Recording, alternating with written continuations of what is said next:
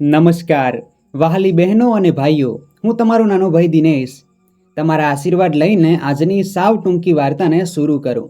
એની પહેલાં વિડીયોને લાઈક કરીને આપણી આ ચેનલને જરૂર સબસ્ક્રાઈબ કરી દો.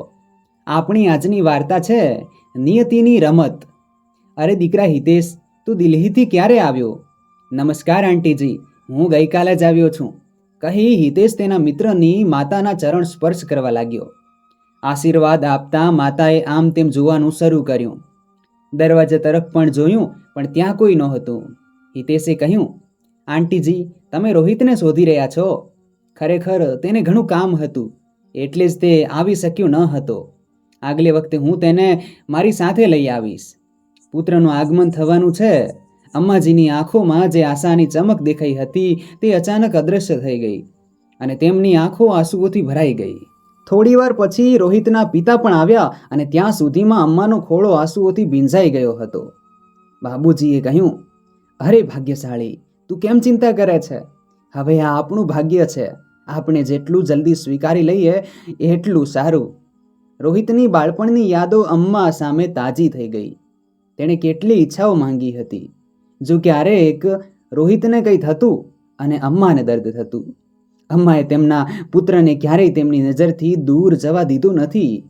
આજે અમ્મા અને બાબુજીને એક હતો, પણ એનું સુખ તેઓએ ના પાડ્યું. રોહિત, તું એવી શું પ્રગતિ કરીશ કે તું તારા માતા પિતાને ઘડપણમાં સાથ નહીં આપી શકે?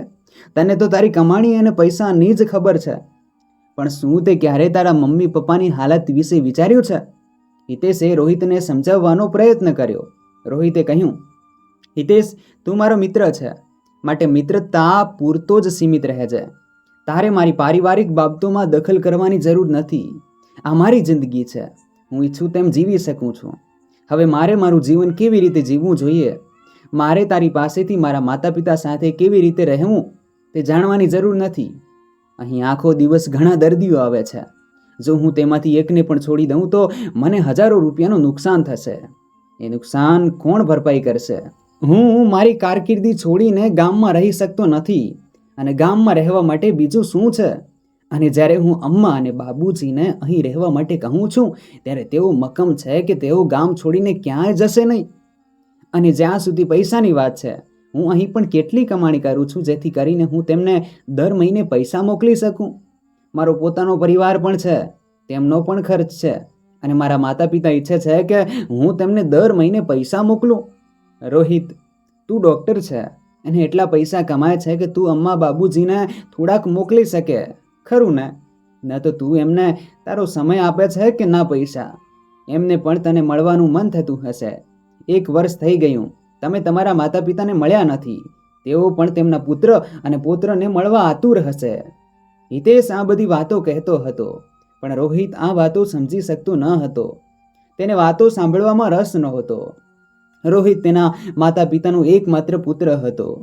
તેઓ દરેક કામ ખંતથી કરતા અને બાબુજીને પૂરો વિશ્વાસ હતો કે તેમનો દીકરો મોટો થઈને તેમની સેવા કરશે અને તેમનું કામ સંભાળશે.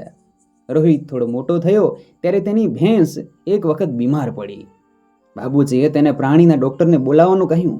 જ્યારે ડૉક્ટર આવ્યા, તેમણે સારવાર માટે ઘણા પૈસા માગ્યા, અને ગામના લોકો તેઓ તે ભેંસના ડૉક્ટરને જોતાની સાથે જ અભિવાદન કરતા હતા.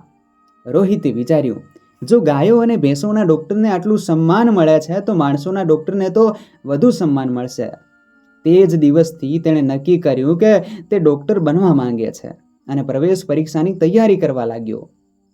આમાં ઈચ્છતી ન હતી કે રોહિત ડૉક્ટર બને, કારણ કે તેને ડર હતો કે જો તે ડૉક્ટર બનશે તો તે તેમને છોડી દેશે.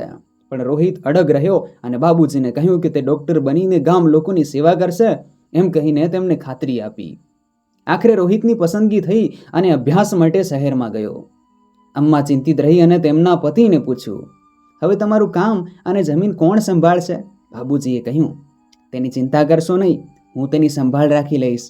તમે બસ પ્રાર્થના કરો કે તમારો પુત્ર મોટો ડૉક્ટર બને.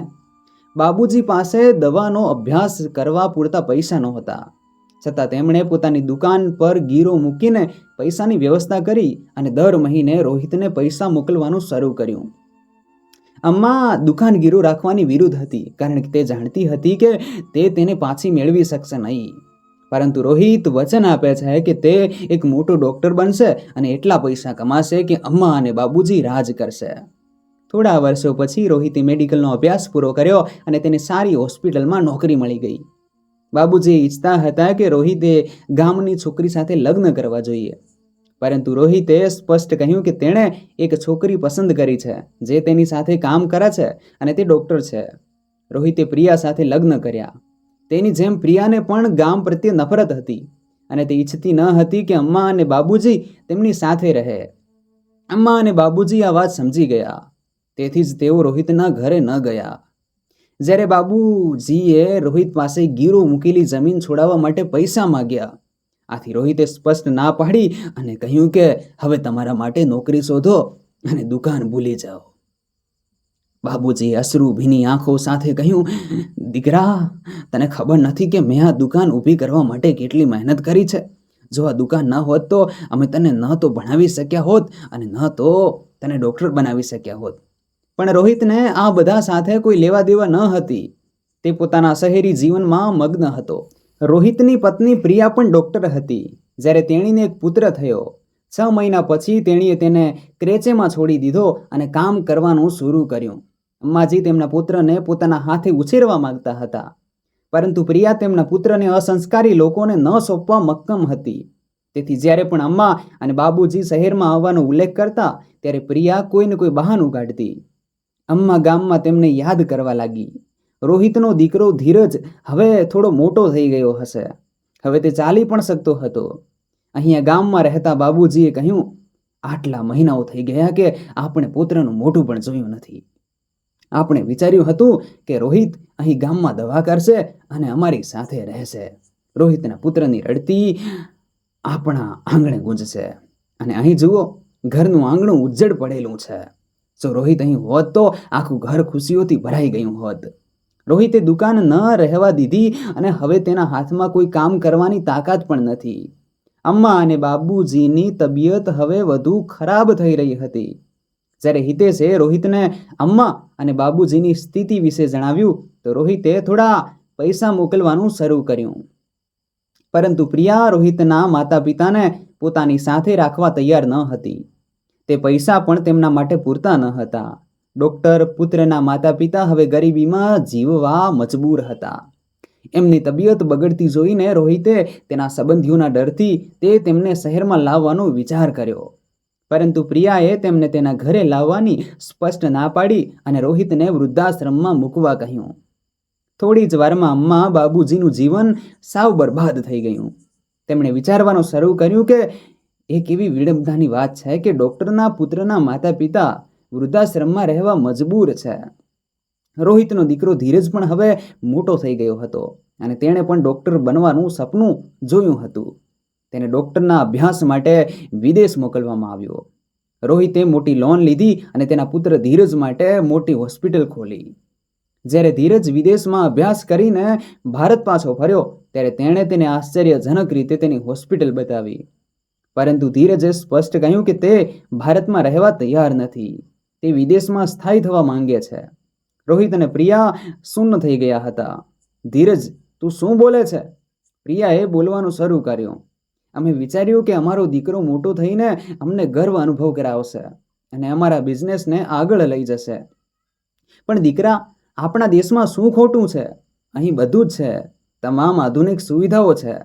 ધીરજે કહ્યું, માં, હું વિદેશની એક છોકરીને પ્રેમ કરું છું અને મેં તેની સાથે લગ્ન કરવાનું નક્કી કર્યું છે. હવે મારો નિર્ણય કોઈ બદલી શકશે નહીં. મારો અહીંયા રહેવાનો કોઈ અર્થ નથી. મારી આવતીકાલની ફ્લાઇટ છે, મારું બુકિંગ છે અને મારે કાલે જવાનું છે. ધીરજે સ્પષ્ટપણે પોતાના વિચારો વ્યક્ત કર્યા. જાણે રોહિત અને પ્રિયા બંનેનું લોહી સુકાઈ ગયું હતું. તેને પોતાના કાન પર વિશ્વાસ ન આવ્યો. રોહિતે કહ્યું, ધીરજ, અમે તમને સેટલ કરવા માટે આટલી મોટી લોન લીધી છે.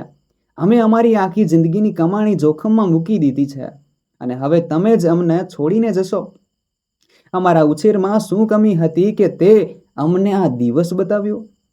પ્રિયાના હાથ પગ શૂન્ય થઈ ગયા અને તેણે કહ્યું, હું તારા વિના જીવી શકતી નથી મારા પુત્ર. ધીરજ બોલ્યો, માં, તું શરૂઆતથી જ મારા વગર જીવતી હતી. જ્યારે મને તારી સૌથી વધુ જરૂર હતી ત્યારે તું મને કુંડામાં મૂકીને ચાલી ગઈ. તે સમયે તું તારા કામમાં વ્યસ્ત હતી, ન પિતા પાસે સમય હતો, અને જો તમને મને મળવાનું મન ન થાય તો તમે વૃદ્ધાશ્રમમાં પણ જઈ શકો છો. પોતાના જ પુત્રના મોઢેથી આ વાત સાંભળીને પ્રિયાના પગ નીચેથી જમીન સરકી ગઈ હોય તેવું લાગ્યું, અને બીજું કશું બોલી શકી નહીં અને તેના રૂમમાં ગઈ. આજે રોહિતને પણ એવું લાગી રહ્યું હતું કે જાણે કોઈએ તેના પર પાણીનો ઘડો રેડ્યો હોય. આજે તે તેના મિત્ર હિતેશને યાદ કરી રહ્યો હતો, જે તે દરેક ક્ષણે તેને તેની ફરજો યાદ કરાવતો રહ્યો, પરંતુ તેણે ક્યારેય તેના મિત્રની વાત સાંભળી નહીં. થોડી સાવધાની સાથે રોહિત અને પ્રિયાએ નિર્ણય લીધો. બીજે જ દિવસે તે વૃદ્ધાશ્રમમાં ગયા, જ્યાં અમ્મા અને બાબુજી રહેતા હતા. અમ્મા અને બાબુજીએ તેમને જોયા કે તરત જ તેમની આંખો ચમકી ઉઠી. તેમની વહુ આજે મળવા આવી હતી એ જોઈને અમ્મા ખુશ થઈ ગઈ. અમ્મા અને બાબુજીનું આવું જીવન જોઈને પ્રિયાને શરમ આવી. તે વિચારતી હતી કે અમે અમ્મા અને બાબુજી સાથે કેટલું ખરાબ વર્તન કર્યું છે, અને આજે પણ અમ્મા અને બાબુજી અમારી સાથે એટલા જ પ્રેમથી વાત કરે છે. પ્રિયા વિચારવા લાગી કે માફી કેવી રીતે માગવી. પ્રિયા અને રોહિત અમ્મા અને બાબુજીના પગે પડ્યા, અમને માફ કરો. અમ્મા, બાબુજી, અમે તમારા ગુનેગાર છીએ. આજ સુધી પ્રિયાએ અમ્મા અને બાબુજી વિશે વિચાર્યું ન હતું, પરંતુ આજે જ્યારે તે પોતે જે સ્થિતિમાં તેણે અમ્મા અને બાબુજીને મૂક્યા હતા તે જ સ્થિતિમાં ઊભી રહીને તે તેમની પીડાને સમજી શકે છે. અમ્મા અને બાબુજીની ખરાબ હાલત જોઈને પ્રિયા અને રોહિત પોતાને દોષિત માનતા હતા. બાબુજી, તમે અને અમ્મા હવે અમારી સાથે જ રહેશો. તમે ઘણું સહન કર્યું છે, હવે આ ઉંમરે નહીં. રોહિત અને પ્રિયા અમ્મા અને બાબુજીને તેમના ઘરે લઈ આવ્યા. ઘરે આવીને જોયું તો સામે ધીરજ ઊભો હતો. પ્રિયા અને રોહિતના ચહેરા પર સ્મિત આવ્યું. પ્રિયાએ આશ્ચર્યચકિત થઈને પૂછ્યું, પણ દીકરા, તારી આજે ફ્લાઇટ હતી? મમ્મી, પપ્પા, મેં તમારી સાથે ખોટું કહ્યું. મારી પાસે કોઈ ફ્લાઇટ નહોતી અને હું મારા જ દેશમાં રહીને અહીં તમારી સાથે મારું જીવન જીવવા માંગતો હતો. મને ખબર હતી કે તમે બંને દાદા દાદીને વૃદ્ધાશ્રમમાં મૂકી આવ્યા હતા. હિતેશ કાકાએ મને બધું કહ્યું. પિતાજી, જ્યારે તમે તેમની વાત સાંભળી ન હતી તો તેઓએ આવીને મને બધું કહ્યું. જ્યારે મને ખબર પડી કે મારા દાદા દાદી વૃદ્ધાશ્રમમાં રહે છે ત્યારે મારું હૃદય દુઃખથી ભરાઈ ગયું. નાનપણથી જ દાદા દાદી તેમના બાળકોની નજીક રહેવા માટે ઝંખતા હતા. મને ખબર હતી કે મારા ખુલાસા પછી તમે બંને નહીં સમજો, તેથી મેં આ બધું નાટક કર્યું, જેથી તમે સમજી શકો કે બાળકો વિના માતા પિતાની શું હાલત છે.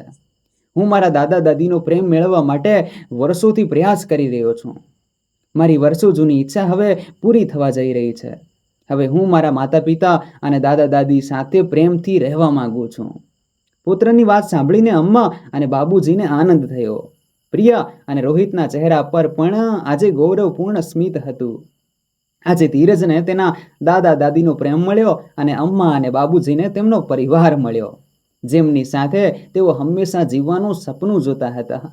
મિત્રો, માતા પિતા હજારો મુસીબતો સહન કર્યા પછી તેઓ તેમના બાળકોનો ઉછેર પણ કરે છે અને તેમને હૃદય પર લઈને તેમની દરેક સમસ્યા દૂર કરે છે. તેઓ પોતાના સપના અને ખુશીઓનું બલિદાન પણ આપી દે છે અને પોતાના બાળકોની ખુશી માટે જીવે છે.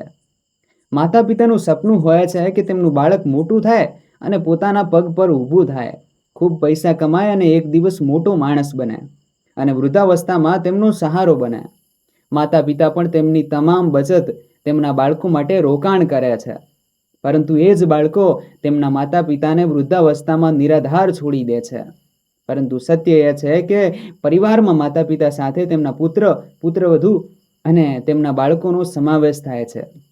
માત્ર પૈસાની અછત પૂરી કરવી પૂરતું નથી, પરંતુ હંમેશા તેમના માતા પિતા સાથે રહેવાથી તેમને ખુશી મળે છે, જે તેમના ચહેરા પરની ચમક દેખાઈ આવે છે.